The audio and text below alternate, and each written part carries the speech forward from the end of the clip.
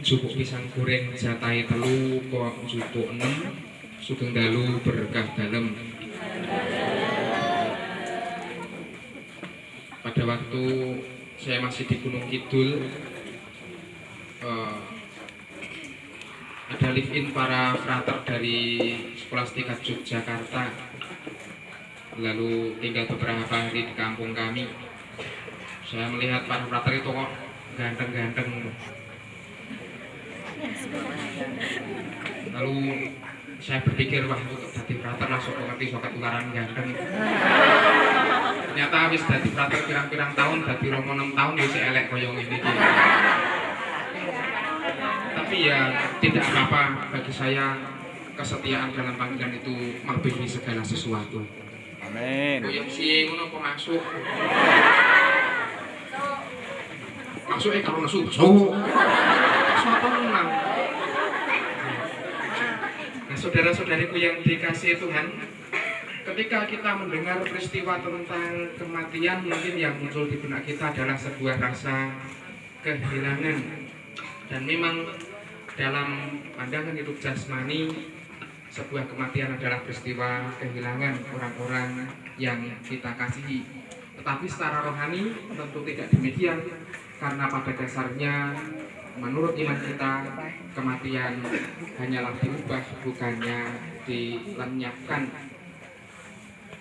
Hidup di dunia ini katanya hanya sementara, dan hidup yang abadi itu berarti dalam rumah Tuhan. Dan kita juga meyakini Simbah Agustinus Trisno Martoyo ini juga pulang ke rumah Tuhan dalam kedamaian yang abadi. Dan dalam kesementaraan itu kita semua masing-masing dianugerahi tubuh jasmani yang punya fungsi masing-masing, yang punya makna masing-masing. Saya masih setia dengan ajaran Jawa. Setiap masing-masing dari tubuh kita yang jenengi dhewe, eneng artine dhewe-dhewe, eneng maknane dhewe-dhewe. Misalnya rambut artinya ram-ramane lembut, ora sak ligis-ligis. Misalnya meneh apa jenenge idep ki isine sak selendep-selendep cilik-cilik, ora gede-gede juga. Lalu bathuk pangambate barang sing mathuk, tempat untuk berpikir yang baik-baik. Ada lagi janggut, nek ketemu ajang manggut-manggut, dan seterusnya. Ada banyak yang kita bisa sebutkan. Orang ampun. Lalu dalam tradisi Jawa, menurut saya setiap orang juga diberi nama masing-masing atau asmo, Yakinaryo, Joko. Nama adalah sebuah doa. Kalau namanya Simbah Agustinus Trisno Martoyo, ini kalau diuncai artinya Trisno itu sebuah cinta, Marto itu amarto, sebuah kehidupan, Toyo itu mata air. Maka kalau digabungkan adalah cintanya seperti sumber air yang selalu memancar terus-menerus, sesuatu yang sungguh amat baik. Saya Antonius Tugiatno, Tugi Sabtu Legi, Yatno itu kiat yang gini lan ing kono dan seterusnya. Soalnya saya ingin dioncai jenenge.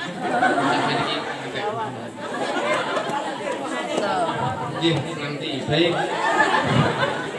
Saudara-saudariku yang dikasih Tuhan, menurut kesaksian yang saya dengarkan juga selain nama yang bagus, Simbah Trisno Martoyo ini juga meninggalkan teladan kebaikan yang sungguh harum namanya dan yang akan kita kenangkan terus menerus. Maka melalui nama kita masing-masing, melalui tubuh jasmani kita masing-masing, kita juga dipanggil untuk memberikan cinta kepada setiap orang, memberikan kepada kasih dan setiap orang secara terus-menerus tanpa henti. Eneng hadiah kuncine telu, ingat-ingat. Wingi isi utang hadiah ya, wolu iso hafal kabeh. Mudah-mudahan malam ini rada angel tapi juga bisa hafal. Kuncine etos, logos, pathos. Etos itu etika. Ketika orang mempunyai cara hidup yang baik, teladan yang baik, tentu kita ketika mengatakan sesuatu yang baik itu akan serta-merta diyakini dan juga di kubu uwong ditiroke omongane bakal didengarkan.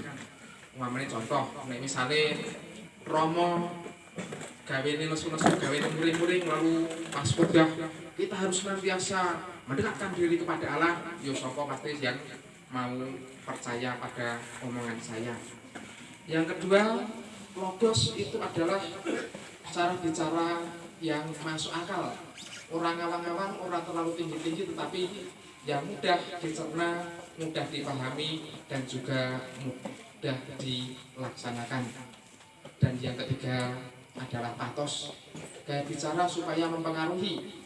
Nek bicaranya itu dengan penuh semangat, berapi-api, lalu orang yang mendengarkan itu dengan penuh semangat pula dan bisa melaksanakan dengan penuh semangat, itu artinya gaya hidup yang berhasil. Tapi nek bicaranya itu kelemak-kelemak seperti saya ini, mungkin yang mendengarkan ngantuk, mungkin juga tidak akan semangat dalam menjalankannya. Etos, logos, patos. Dan lebih dari itu juga ada 3 hal yang kita renungkan pada malam hari ini. Yang pertama, dalam kebersamaan dan kesatuan doa kita menyatukan, memohon agar Mbah Kris diperkenankan masuk ke dalam hidup kekudusan bersama Tuhan Sang Pemberi hidup itu sendiri. Yang kedua, kita diingatkan bahwa dalam ketidaksempurnaan kita ada Tuhan yang selalu menolong. Tentu kalau mengandalkan kemampuan manusiawi kita masing-masing, kita tidak akan mampu untuk masuk ke dalam kerajaan surga. Kita juga tidak tahu. Dan yang ketiga, kita berdoa bagi seluruh anggota keluarga yang ditinggalkan agar selalu beroleh kekuatan, beroleh perlindungan, beroleh sukacita dan kegembiraan juga bagi kita semua. Numpak sepur liwat tengah pasar, muga uripe tambah makmur tur rezekine tambah lancar. Amin.